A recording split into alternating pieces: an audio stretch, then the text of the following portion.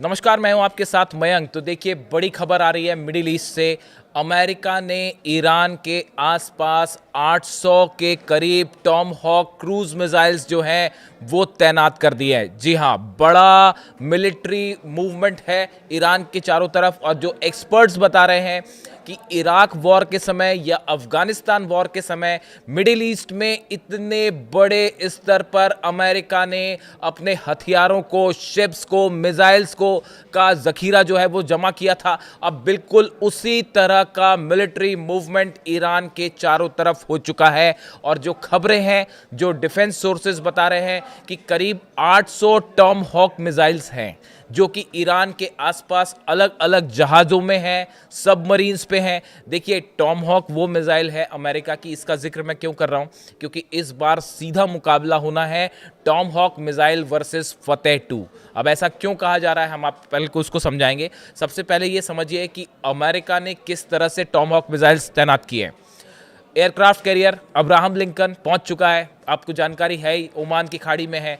Tom hoc missiles हैं, बताया जाता है कि 300 से ज़्यादा टॉम हॉक मिसाइल्स सिर्फ अब्राहम लिंकन एयरक्राफ्ट कैरियर पे है। 360 to be very specific, 360 number सुन के बताए जाते हैं। इसके अलावा जो डिस्ट्रॉयर्स हैं, जो ओमान की खाड़ी में हैं, जो अरब सागर में हैं, जो मेडिटेरियन सी में हैं, अलग अलग जहाज जो अमेरिका में हैं, अमेरिका के यहाँ पे तैनात हैं, उन सब में भी टॉम हॉक मिसाइल्स लगा दी गई हैं। और जो बार बार कार्गो प्लेन्स पहुँच रहे हैं अमेरिका के, जॉर्डन में, कतर में, सऊदी में, इन सब प्लेन से ये मिसाइल्स लाई गई हैं यहाँ पे। और बताया जा रहा है कि 800 से ज़्यादा मिसाइल्स जो है वो तैनात कर दी गई हैं। 5 बड़ी सबमरीन्स अमेरिका की, जो कि कुछ तो अब्राहम लिंकन जो इनका वो है उसके साथ ही चलती हैं कुछ पनडुब्बियां, वो हैं ही। इसके अलावा भी कुछ सबमरीन्स जो हैं वो मिडिल ईस्ट में ईरान के आसपास तैनात कर दी गई हैं। और इन सबमरीन्स से टॉम हॉक मिसाइल्स फायर की जा सकती है। यानी एक बड़ा अंदेशा ये जताया जा रहा है कि अगर ईरान पर हमला होता है तो वो अमेरिकन टॉम हॉक मिसाइल से हो सकता है, और वो सबमरीन से हो सकता है, शिप से हो सकता है, और अलग अलग इनके जो डिस्ट्रॉयर्स हैं उनसे हो सकता है। लेकिन इसका करारा जवाब देने के लिए, देखिए, मैंने आपको बार बार कहा कि ईरान ने इस बार हर अमेरिका की तरफ से जो भी स्टेप उठाए गए, इजराइल की तरफ से, इजराइल तो एक्चुअली कायदे में बहुत पीछे छूट चुका है ईरान को टक्कर देने के मामले में, अमेरिका की तरफ से जो भी स्टेप्स उठाए गए हैं उनका एग्रेसिव जवाब दिया है, एक कदम आगे बढ़ के जवाब दिया है। देखिए, खबर यह है कि 800 मिसाइल्स जो अमेरिका की तैनात की गई हैं अलग अलग इलाके में आसपास टॉमहॉक, उसका जवाब देते हुए 2000 मिसाइल्स ईरान ने तैनात कर दी हैं, जिसमें फतेह 2 मिसाइल्स हैं, जिसमें सेजिल मिसाइल है, जिसमें खुर्रम शहर मिसाइल है, और खैबर। देखिए, इसका जो डिप्लॉयमेंट हुआ वो भी बड़े स्ट्रेटेजिक तरीके से हुआ। 700 मिसाइल्स, खैबर सीरीज की मिसाइल्स हैं 700, जो कि ईरान ने अपने बॉर्डर पर तैनात की हैं, जिनके निशाने पर हैं अमेरिका के बेसिस। उसके बाद जब ये खबर आई कि अब्राहम लिंकन पहुंच चुका है और बड़े पैमाने में मिसाइल्स जो हैं वो अमेरिका से ट्रांसफ़र करके जॉर्डन पहुंच रही हैं। देखिए, जॉर्डन में जो अमेरिका का बेस है, एयर बेस है, वो अब ईरान पर हमले के लिए फॉरवर्ड बेस बन गया है। देखिए, जब कोई भी देश हमला करता है किसी भी देश पे, तो अपना एक एयर बेस जो होता है उसको फॉरवर्ड बेस कहलाता है, जिस बेस से आप जंग की शुरुआत करते हैं, या जो सबसे प्रमुख भूमिका निभाता है सबसे शुरुआती तौर पर होता है।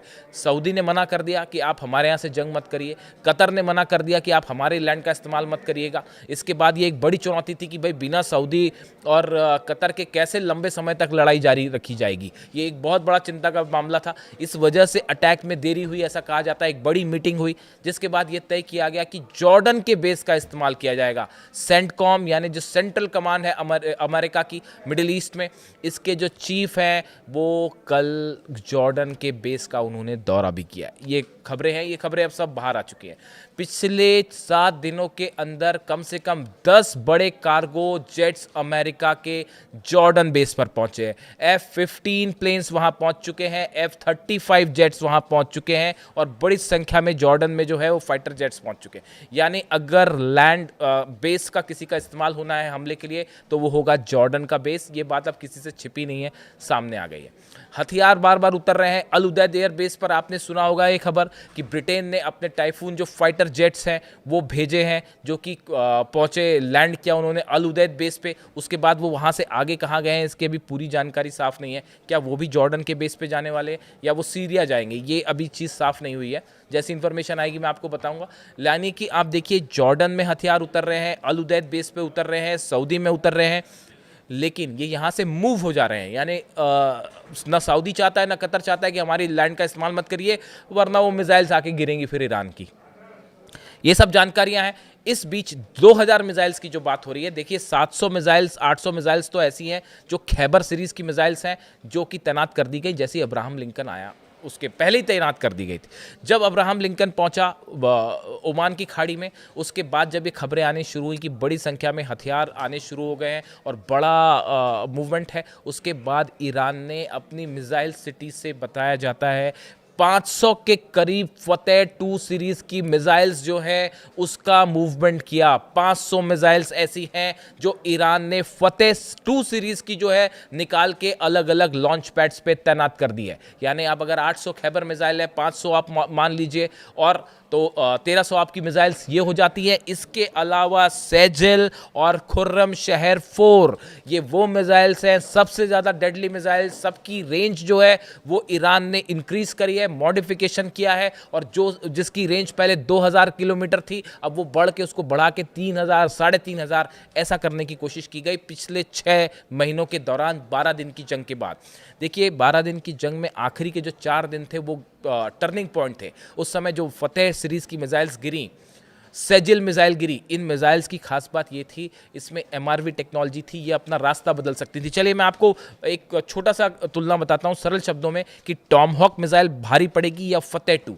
देखिए, टॉमहॉक मिसाइल अमेरिका की लंबी दूरी की सबसोनिक क्रूज मिसाइल है, जिसे जहाज़ों और पनडुब्बियों से लॉन्च किया जा सकता है, और यह रडार से बचते हुए बहुत कम ऊंचाई पर उड़कर सटीक लक्ष्य पर हमला करती है। देखिए इसकी खास बात यह है, क्रूज मिसाइल है, बेहद एक्यूरेट है और बेहद कम ऊंचाई पर उड़ती है, इसलिए रडार में इसे ट्रैक करना बेहद मुश्किल होता है। करीब 2500 किलोमीटर इसकी क्षमता है, और GPS और नेविगेशन सिस्टम बहुत हाईटेक इसमें लगा होता है।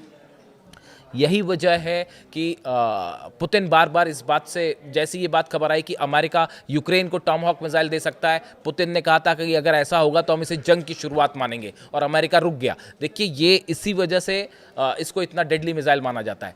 अब फतेह 2 की बात करिए। देखिए ईरान की मिसाइल्स को बोल के बताना उतना आवश्यक नहीं है, वो आपने देखा पिछले 12 दिनों की जंग में, आखिरी के 4 दिन के विजुअल्स और वीडियोस देख लीजिए, आपको पता चल जाएगा ईरान की मिसाइल्स कितनी खतरनाक है। लेकिन चूंकि फिर भी टॉमहॉक और फतेह 2 का आमना सामना कर रहे हैं कुछ डिफेंस एक्सपर्ट, इसलिए अगर हम चर्चा करें तो फतेह 1 और फतेह 2 ईरान की सबसे खतरनाक हाइपरसोनिक मिसाइलें मानी जाती हैं। इनकी रफ्तार 13 से 15 मैक है, जो हो सकता है कि एडवांसमेंट के साथ बढ़ भी गई हूँ। ये करीब 2000 से 3000 किलोमीटर तक फतेह 2 जो मिसाइल है उसकी मारक क्षमता हो सकती है, जो कि एडवांस मिसाइल तैयारी की गई है। इसकी सबसे बड़ी खास बात है कि इसका मैन्यूवरेबल वॉरहेड है, ये टर्मिनल फेज में दिशा बदल सकता है, यानी आयरन डोम और एरो सिस्टम के लिए इन्हें पकड़ना बेहद मुश्किल है। खास बात फतेह 2 की, जो डिफेंस सिस्टम है खास तौर पे इजराइल के, चाहे वो आयरन डोम हो या थार्ड भी इसमें शामिल किया जाता है।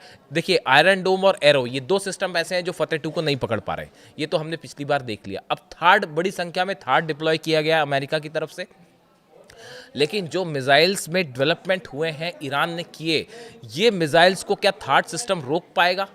थार्ड सिस्टम तो पिछली बार भी लगा था, लेकिन उसके बाद भी आखिरी में 4 दिन में मिसाइलें गिरी। तो अब ये एक बार बड़ी देखने की बात होगी। अमेरिका ने बड़े पैमाने पर इन देशों में जो है वो अपने मिसाइल डिफेंस सिस्टम लगा दिए हैं, चाहे जॉर्डन की बात हो, चाहे कतर की बात हो, चाहे सऊदी की बात हो, चाहे कुवैत की बात हो, चाहे सीरिया की बात हो। इन सब बॉर्डर्स पे और इंक्लूडिंग इराक, कई इलाकों में बताया जाता है कि मिसाइल डिफेंस सिस्टम लगाए गए हैं, और वो मूल रूप से लगाए गए हैं इजराइल को बचाने के लिए, कि अगर ईरान ने मान लीजिए 500-600 मिसाइल एक साथ दाग दी इजराइल पर, तो वो मिसाइल्स कैसे रोकेंगी। पिछली बार भी जॉर्डन ने बड़ी भूमिका निभाई थी ईरान की मिसाइल्स रोकने में।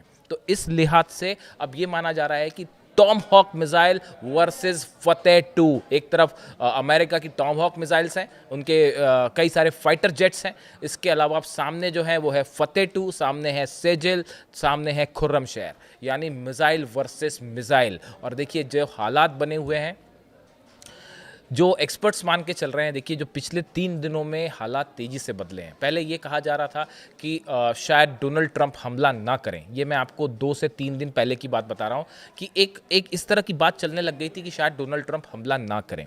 लेकिन क्या ये कोई प्लॉट तो नहीं है कि आप ये दिखाने की कोशिश करें कि अब हमला टल गया, अब हम हमला नहीं करेंगे और इसी बीच हमला कर दिया जाए? ईरान को इसी बात का शक है, इसीलिए ईरान एक कदम आगे की तैयारी कर रहा है। यहाँ पे जो है वो 500 मिसाइल तैनात हो जा रही हैं, वहाँ 2000 मिसाइल तैनात हो जा रही हैं। और देखिए जितना बड़ा ये मूवमेंट है, इतना बड़ा मूवमेंट इराक वॉर के समय हुआ था, अफगानिस्तान वॉर के समय हुआ था, और इसमें बड़े पैमाने पर खर्चा हुआ है।